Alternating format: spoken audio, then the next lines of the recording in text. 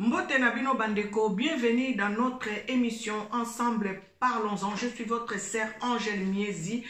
Cette émission, c'est une émission chrétienne, sociale, éducative, anonyme, bilingue, français, lingala. Bien-aimés, merci à vous qui êtes abonnés sur notre chaîne Angèle Miezi officielle. Merci à tous ceux qui partagent nos émissions. Et même pour vous qui n'êtes pas encore abonnés sur notre chaîne Angèle Miezi officielle, veuillez vous abonner. Cliquez sur la cloche de notification. Comme ça, vous aurez nos émissions en temps et en heure. Vraiment, merci pour ceux qui partagent sur leur page Facebook, sur leur WhatsApp, Instagram. Vraiment que l'Éternel et Dieu puisse vous les rendre au centuple. J'ai besoin de vos commentaires. Commentez, sinon vous avez mon numéro à la description. Appelez-moi si vous avez une suggestion. Cette émission s'appelle Ensemble Parlons-en. Vous et moi, nous pouvons parler de quelque chose. Peut-être que tu as quelque chose que tu as gardé longtemps et tu veux que tout le monde puisse avoir connaissance de ce que tu as gardé. Vraiment, le numéro est là. Appelez-moi. Comme ça, nous pouvons en parler. Une pensée pour mon pays, le Congo démocratique.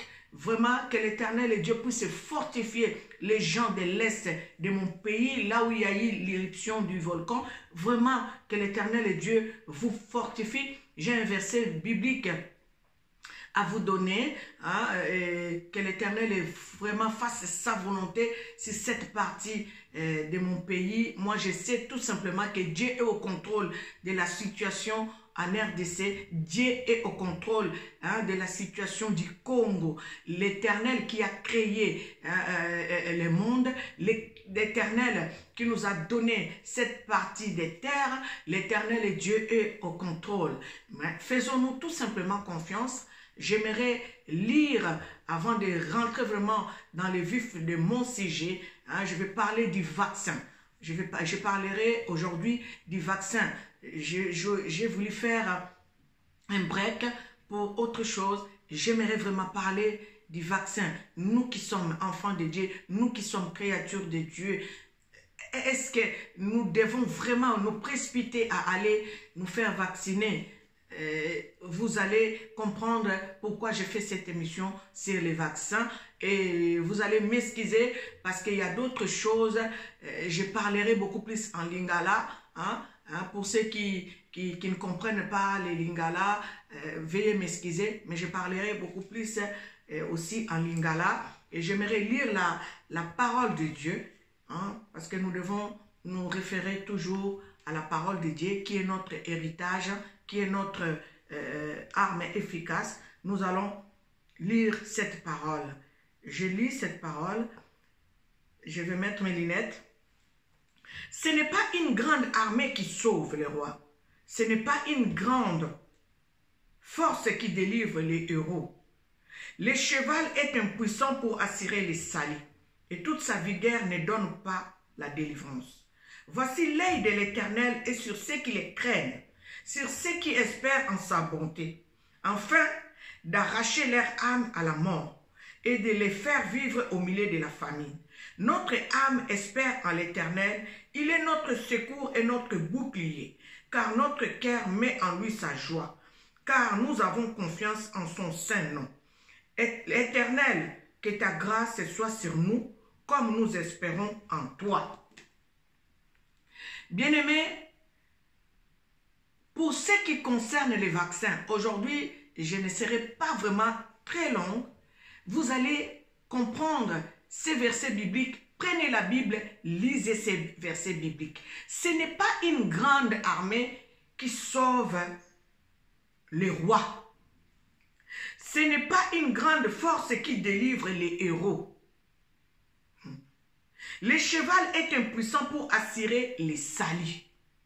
Seul Dieu peut nous protéger, peut nous sécuriser par rapport à tout ce qui se passe dans ce monde. Dieu est juste, Dieu est fidèle. Pour tous ceux qui espèrent en lui, Dieu est fidèle et Dieu le protège. Nous voyons dans le livre de Psaume 91, Dieu dit, celui qui demeure sous l'abri du Très-Haut repose à l'ombre du Tout-Puissant. L'ombre du Tout-Puissant, c'est la protection. Bien-aimés, nous avons passé une étape difficile, une époque difficile, une période difficile. Il y a eu les morts et les morts. En décembre 2019, mars 2020, il y a eu beaucoup de morts. Dieu nous a protégés. Croyez-vous que c'est par votre force que vous vivez? Croyez-vous que c'est par votre intelligence que vous vivez? Non, l'Éternel Dieu nous protège. L'Éternel Dieu nous sécurise. Je parle pour ces gens-là qui se précipitent à aller se faire vacciner parce qu'ils doivent voyager. Je le répète, je parle pour nos frères et sœurs qui se précipitent d'aller se faire vacciner parce qu'ils doivent voyager. Qui vous a dit qu'avant de voyager, il faut se faire vacciner? Et même ils sont en train de dire, ceux qui ont mis les vaccins en place, que pour voyager, il suffit d'avoir ton test négatif, tu vas voyager. Et en tant qu'enfant de Dieu, nous devons tout faire selon la volonté de Dieu. Ne fais pas selon ta propre force, ta propre intelligence. Batouamaye le bazolo banabiso boye. Et loko wana bazako pesa biso na nzoto. Et ko benda makambo ebele na santé na mikolo ekoyaka. Bandeko, je lis quelque chose qu'on m'a envoyé, mais j'aurais bien voulu lire ce livre moi-même. Comme ça, j'aurais au moins un esprit, j'aurais l'esprit clair sur ses propos. Jacques Attali, il a écrit en 1981, ils ont mis un projet en place pour essayer de réduire la population mondiale. Et il a dit dans son livre, ils vont créer une pandémie et par la suite, ils mettront un vaccin en place. Et comme tout le monde aura peur de mourir, les gens se dirigeront comme à l'abattoir et même se faire vacciner de peur qu'ils meurent. Et c'est là où ils auront la satisfaction de ce qu'ils auront mis en place. Bandeko, pona nini kokende ko wela kokende ko zwa vaccin mbangu mbangu. Na sololi na bato ebele o bazwi yango mingi bazo ba mama soki na zwi yango te moyen na voyager ezate. Ata ozotonga na Afrique. Okoki kodloba te ke mosala wana ezela nanu. Ça fait 20 ans aux awa na poto. Ça fait 15 ans aux awa na poto. Ça fait 30 ans aux awa na poto. Mama kamususu bandi ko sala ngo ka sikoyo. Oyo po bandi ko sala sikoyo ko ke ko zelande konanga.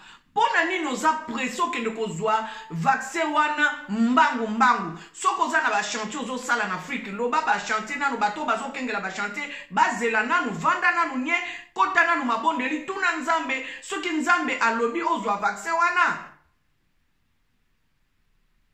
Pona nini biso bato mwindu toza kaka bazo mema biso on dirait bazo mema biso na molili bandeko nzambe si aya Yesu si aya asi aloba na biso celui qui le suit ne marchera pas dans les ténèbres mais il aura la lumière de la vie comme il est écrit dans le livre de Jean.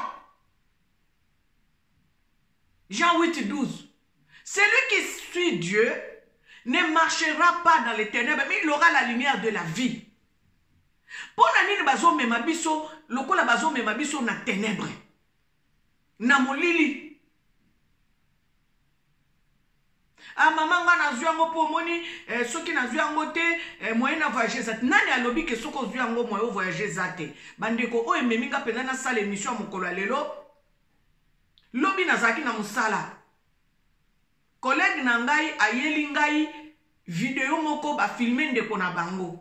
Déjà vidéo modèle wana na zwa kiango par rapport à mundele moko pardon apostaki batindeli ngango mundele wana lobi na utaki kozwa vaccin tango na zwi vaccin na zwi portable na tie place ba pesinga vaccin portable ekole mundele wana na nzoto.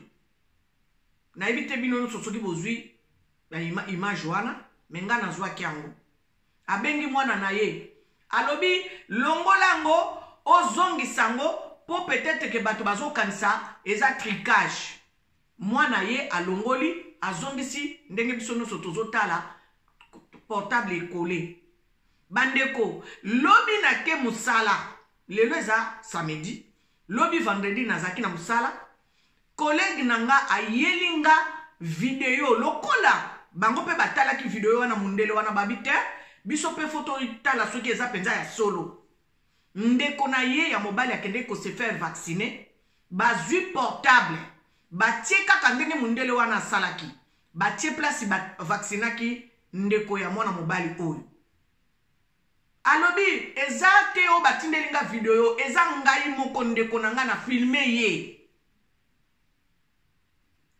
Bazui portable batie place bapesa ki vaccin, portable vandi.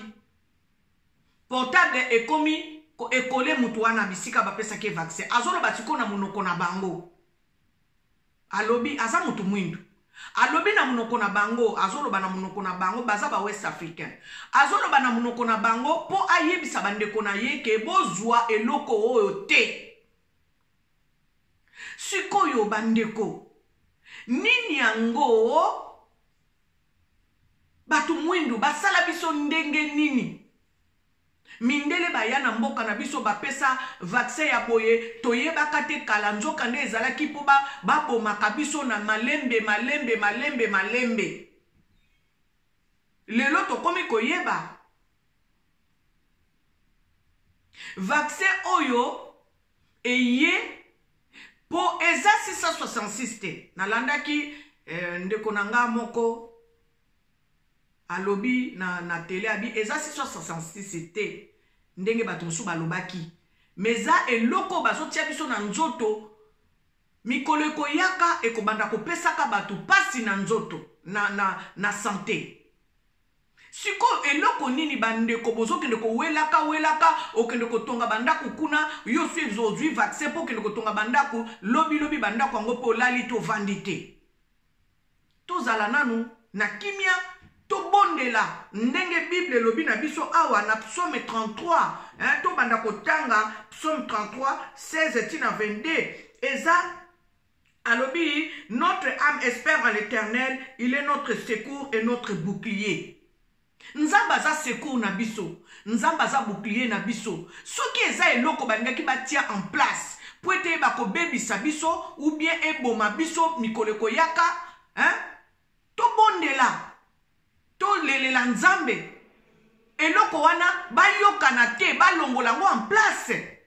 Comme ça ezalaka kaka oke kosala test na yo, soki osali test na yo ozana maladi te, okei ozongi pe osali test na yo ozongi na kimia pona nini olingi kozwe eloko bakokoka kolongola te po si ekoti na nzoto na yo, ekoti na makila na yo bakoko kolongola ngo lisusu te. Bandeko tozala mayele te, bakolobela biso na modele nini bandeko? Toza peuple ya modele nini? Balobela biso na lenge nini? Bazolobela biso na ba prophétie tozoyoka te. Bazolobela biso na makambo ndenge tozosola boye bato bazoyoka te. Nzamba lobela biso na modele nini?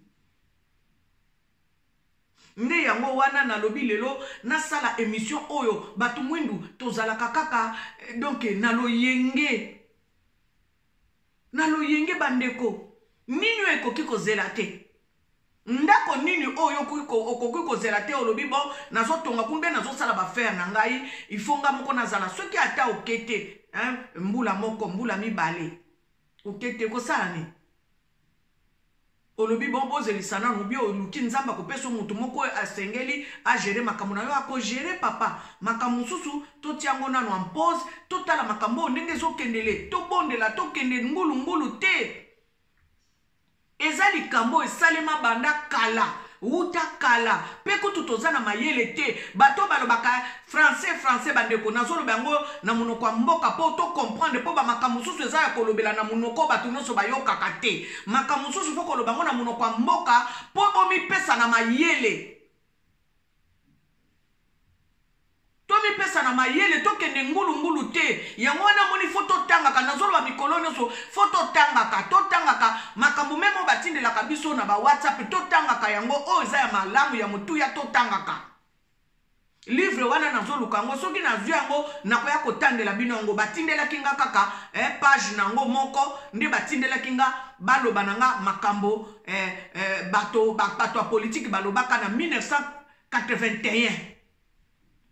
Donc batiaka ngo déjà en place babongisaka déjà nani ayebi soki makambo ekomeli biso awa ebongisamaki mpona bikolo na biso naloba ngo na ndenge ya bongo po comprendre po tokoloba ngo na ndenge ya bango bayeba te nani ayebisi bino ke bamakambo ekweli biso koto oyo peut-être ezalaki ya biso te ya koto te ezalaki ya ngambo na biso kuna po basukisa biso boyebi boni bazosala po kaka biso bato mwindo oyo tolimwa na mokili soki botangi livre ale moloto nde bokoyeba comprendre bamakambo mosusu bana ale moloto s'il vous plaît bato bakozwa video oyo bo partage ngo nanu bo komisela ngango bana ale moloto bayeba nanu ko bimisa lisusu ba livre papa na bango akomaki po toyeba makambo ale moloto aloba po biso toyeba kaka valeur mutu soki si akufi nde toyeba valeur mutu ale aloba congolais bisika yo kozala soki kuto lobi koza congolais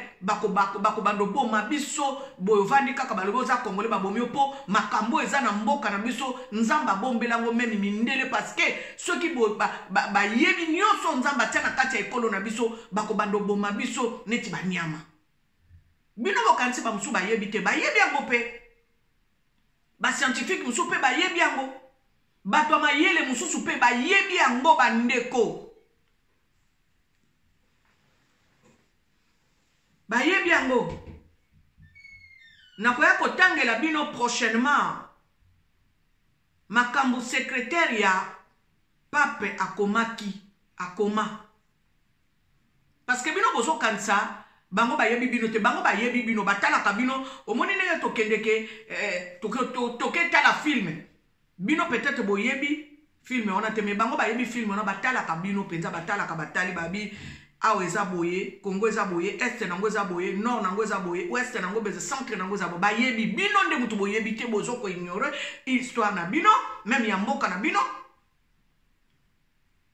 bayebi makambo bazo sala bayebi yango. Alors ne nous précipitons pas tokende mbangu te lokola biso moko tozoki ne kosumitika na abattoir. Jacques Attali alobango akomelango livre na 1981. Soki na vu livre wana na kotanga ngo na préféré na tanga ngo na livre comme ça na ezala teke non na kotanga ngo na livre na zoluka livre na soki na vu yango na kotanga ngo comme ça boye bakubie na ko télécharger ngo kaka na komona ngo kana ko télécharger ngo na kotangela bino. Alobi toko créer pandémie. Tant toko créer pandémie, moto na mutu, akoluka komi batela, moto na mutu, akokende toko tia après pandémie, on a toko tia vaccin en place. Ce que tu tia vaccin en place, mutu na mutu lokola kobanda kobanga liwa, akobanda kokende komi tika yemo kona abattoir. Alors, ekozala pona biso satisfaction, donc la chose sera réussite. Parce que bango moko bako banda ko ya komitika pona nini batu musu baso sinese bango ba papier ke ba forcer yote yo moko mutoye batu musu baso ke ndoko zwa vaccin baso sine ba papier wana ke ba forcer yote yo moko mutoye komitika pozwa vaccin. Pourquoi baso salango batu musu ba sinese bango ba papier bongo bon bozo komituna kate eloko oyo ezalaki te po peut-être ya ngambo oyo nzamba limbisanga vraiment nazolo bango na motema nanga mobimba eloko oyo ezalaki peut-être te pona bakoto oyo eloko oyo uti salemela biso boyebi nguya ya nzambe tozana yete nzambe na lobi lisusu na zongeli moto aliboso moto ayambo nzamba kela aza mutu mwindu sikoyo bato yo tozo vivre na bango pona bango bato mwindu fo balimo parce que bango pona bango lokola bozala kana se bozala kaka na se balingi te bozala na esika oyo nzamba kelela bino pona bango mutu mwindu fo azala kaka na se bible lobi libanga moko te kotika la likolo libanga siko libanga oyo même papa Simon Dimbango alobango libanga moko te kotika la likolo libanga siko libanga oyo lokola fo elongwa na se ya libanga yango moni bitumba oyo no souhaitelemeli biso bandeko tozala na kati ya mabondeli tozala na kati ya kotia confiance na biso na nzambe ndenge nzambe alobi awa Éternel, que ta grâce soit sur nous comme nous espérons en toi. To espérer na nzambe na biso. Ngolu ya nzambe ezala likolo na biso. Ngolu ya nzambe ezala likolo continent na biso. Bandeko, to kende komitika te lokola banyama bazo kende komitika bango na abattoir bandeko na zongeli lisusu bandeko. Kimia ezala na biso. To zala agité te. To komi lokola ko wela on dirait balobi ke soki yo sali yango te nzela poto ou bien avion ko matali so te balobi bongo te nalandi ba info na bango oya ba journaliste indépendant ndenge ba salaka balobi na Union européenne ba yebaki ko voter loi moko ya ko obliger ba tout passeport oya vaccin te ozala na carnet vaccinal te pour voyager balobi ba tout mususu ba boyi na bango. Donc ndenge bazana bitumba bazana na mbutu kote na bango bamususu balingi ezalela bongo bamususu ezale balobi ezalela bongo te me bande kote yango yo to bondela ke nzambe ayeba komema confusion na kana bango po makambo balingi kotiela biso en place o esalema te mokili eza ya nzambe bandeko siko bino bikelamu ya nzambe boza ko se soumettre na baloi oyo bato baza kotia na mokili oyo na ba chrétien ezo salanga pasi na bato yo babenga mibana na nzambe baza ko se soumettre na makambo boye. Pourquoi? Parce que balingi ko tanga te balingi ko s'informer te balingi ko tuna volonté ya nzambe te bazo kende bikende la. Attention, surtout na biso yo bato yo toza na nzambe. Attention, soki nzambe alobi okende kozwango problème ezate ye moko aza souverain ayebi ndenge batelaka. Mais to se précipiter te bandeko ngai po na ngai na koyeba koloba na bino vraiment eza makambo ya kotia liboso ya nzambe ofukami obondeli olobi nzambe yeba kosala volonté na yo cheval te balobi et toute sa vigueur balobi. Je vais recommencer. Ce n'est pas une grande armée qui sauve les rois, ce n'est pas une grande force qui délivre les héros. Le cheval est impuissant pour assurer les salis. Vaccin wana eza impuissant pour na ko assurer sali na. Union européenne était mute ko sauver mokili. Union européenne était mute ko sauver mokili bande ko mokili eza ya nzambe. Vaccin eza impuissant pour assurer sali na yo. Bango moko kutu bazolo ba atozui vaccin mais cela ne veut pas dire que kokoko za la contaminité ou bien koki ko contaminer batuté. Bozo mona te qu'il y a quelque chose qui ne va pas. Yangana nzamba pesinga verset oh tango nazo kanisa makambo ya vaccin ngo nalobi nzambe qu'est-ce qui se passe? Dieu m'a donné ce passage pona yebisa yo muto yo lingi ko kende ko zwa vaccin mbangu parce que soki te balobi soko za na vaccin te ko voyager te nani alobi na obongo mokili eza ya nzambe. Nzambe muto azalaka na dernier mot, il est le rédempteur, c'est lui qui a le dernier mot. Pona nini oza séduit parce que olingo satisfaire ba envie na yo, olingo satisfaire ba besoin na yo. Pourquoi? Zala na kimia biso ba kongo tolbaka vuvama o balbaluba balbaka jitalala. Zala na kimia. Zala na kimia, ne te précipite pas. Combien d'années au sala na poto au voyage na mte? Okoki pa ko sala po voyager na ote? Yo bondela nanu ti nzamba kende ko longola ba décision na bango, nzamba za capable. Yende maître ya univers. L'éternel Dieu est le maître de l'univers. Et loko mon côté ko salema oyo nzamba yebi ko permettre te. Alors, ce qui est à nous, enfants de Dieu, nous devons nous mettre en prière et commencer à prier. Même les pasteurs, ils vont se faire vacciner parce qu'ils veulent voyager, aller prêcher la parole de Dieu par-ci, par-là. Nzamba loba qui n'ont se faire vacciner.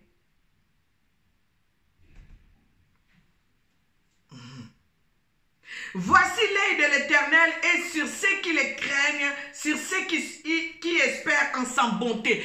L'histoire Nzambe ezali likolo na biso yo na bato oyo bazali ko banga ye pe o bazali kolikia na bonzambe na ye. To banga nzambe pe to likia na bonzambe na ye. En fait que oyo nyonso balingi kotiela biso en place o ezapo na bonzambe na ye te esalema te. Ba chrétien toza na puissance, toza na makoki ya kokende ko arrêter misala ya satana, toza na makoki ya kokende ko arrêter ko annuler ba décision ya ténèbres, toza na makoki bandeko. Balobi, afin d'arracher leur âme à la mort et de les faire vivre au milieu de la famine. Notre âme espère en éternel, il est notre secours et notre bouclier, car notre cœur met en lui sa joie, car nous avons confiance et en son saint nom. Nzambaza bouclier na biso. Nzambaza protecteur na biso. Devant ba virus nyonso. Bino bokanisi bozwa ngote. Bino bokanisi bo croisa mu pepe ya Covid te. Mutu na mutu a croisa mu pepe ya Covid. Mais Nzambe abate la biso. Ce qui te bandi ko témoigner awa to kene molai. Moi j'ai croisé le vent du Covid, mais l'Éternel est Dieu. Créateur des cieux et la terre, maître de l'univers, m'a protégé et il m'a fait voir comment il a sorti ce virus de mon corps.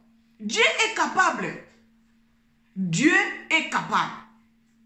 Pourquoi nous tremblons devant des choses qui peuvent nous amener à la mort? Soyons sereins, ayons la foi, espérons en Dieu. Il est notre bouclier. C'est lui seul qui est capable de résoudre tous ces problèmes qui est en train de traverser nos esprits. C'est lui seul qui peut nous donner la paix, la sûreté, la sécurité, l'assurance. Je conseille et je m'arrête par là. Ne nous précipitons pas à aller. Hein?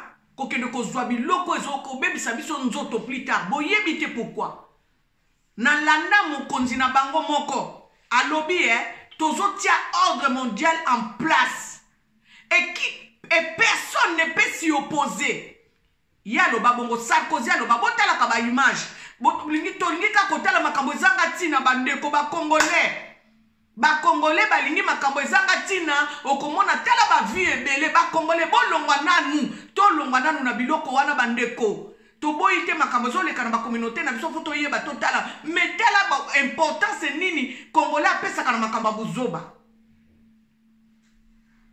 Sarkozy alobi l'ordre mondial tokotiango en place. Moto ako s'opposer nango azate.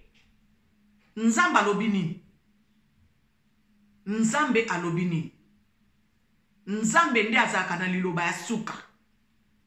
Bande kotozo bonde la pon Afrique. O ezangonga Afrique kende liboso. Ne soyons pas dans la distraction. Prions, bien-aimés. Ko bonde la ezate kaka. Ok, une église. Ok, soki ozali mbangonge bele. Maloba na yo eza prière. Tango yo zoloba nzambe. Tala likambo ya Afrique. Nzambe sunga Afrique. Bele la ka nzambe mokeli ya likolo na se. Ayeba ko sala volonté na ye na mboka Afrique. To bonde la ka. Na ba pensé na biso nzela nzelo zo kende même na musala ko bonde les akaka tolo baboye ko bonde les ali ba prière mususu ezalaka na ba soupir eza prière ndenge bible lobi na biso molimo mosanto abonde la kapona biso na ba soupir inexprimable. Donc ça veut dire que katina ya zo bonde la pona biso to bonde la ka na nzelo zo tambolo zo bonde la pona continent na yo. Partout où tu es, prie pour ton continent. Que l'Éternel Dieu se manifeste dans ce continent d'Afrique. Dans cette Afrique qui est tant combattue, qui est tant convoitée. Prions pour l'Afrique, bien-aimés. Prions pour l'Afrique. C'est notre héritage. Yomoko africain, on a héritage en Zambé. Ko wela te ko kende ngulu te bandeko ko kende ngulu te na so bonde la yo ko kende ngulu te ezaba makambo moko esale makana ténèbres bazo mettre en pratique siko na moi po baba da ko benda ko éliminer bino ndambu baba ndango kala meto sila kakaka te yango boni bakoma koloba ngo boye na mwino kona bango bino ba africain bobota ka mingi esengeli bo réduire ndenge na bino kobota bomoni eza biloko oyo babandaki kosala deja kala na ba vaccin bapesaka bango ba vaccin bazomona kaka bazobota bazoba oh mais ba vaccin ngo tozosala ndenge nezo simba te eza neti likambo ya Jacob na ndako Laban.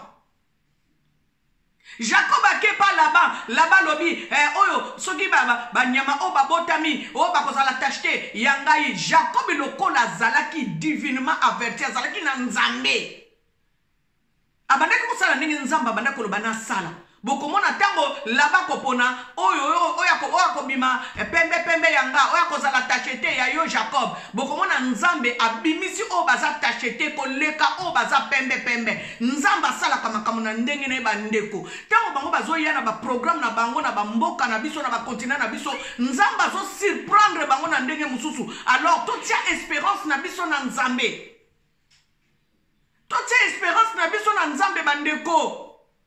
Espérons en Dieu. C'est la Bible qu'on nous a laissé. Papa qui m'a dit, botanga ka Bible mingi. Même dans nos églises, on ne nous prêche pas par rapport à une pensée d'une personne. On nous prêche par rapport à la parole de Dieu. Lisons la parole de Dieu. Faisons confiance à la parole de Dieu. La parole, c'est Dieu lui-même.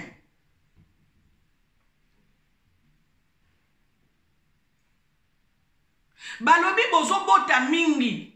Il faut réduire kobota na bino ndenge nini mutu akoki koya na continent na bino amanda koloba na bino ke bobota ka mingi bo réduire ndenge na bino kobota boyebi pona nini parce que babanda ko pesa bana na biso ba vaccin banda kala babanda ko pesa biso ba vaccin banda ko sala ke eboma biso et réduire nombre de population parce que c'est loko ba sala ngo depuis kala eza plan déjà conçu depuis biso ndeto yeba kite to komi ko yeba ngo sikoyo oyo ya suka bombo ya suka nde bayela ki biso coronavirus oyo fala pena ekone ko kwela biso kuna na continent mais lokole kweli kuna te bandeko epesi ki pelekese ale biso na mbangu tozokende ko se faire vacciner oh bosala keba tozaba na bilaka to se fier pa mokeli na biso totala to bwaka miso epa ya mokeli na biso akobate la biso armée mon côté ko sauver roi cheval mon côté akopesa sali espérance na biso eza na nzambe mokeli ya likolo pe na se yango wana lelo na suki obe boye botanga Psaume 33 tobandi na verset 16 kino na 22 soki yo kotanga passage mobimba problème ezate tanga menga na bandi na 16 tino na 22 ezalaki wabino ndeko na bino Angèle Miezi na émission ensemble parlons-en tozokoba boye bakokabola tozana ba sujet bele kolobela nazana masolo mingi na zuime na kolobela ngo prochainement nazoloba nanu makambo ezali ko batela biso bato bikela mo ya nzambe. Vraiment que l'Éternel et Dieu vous bénisse abondamment.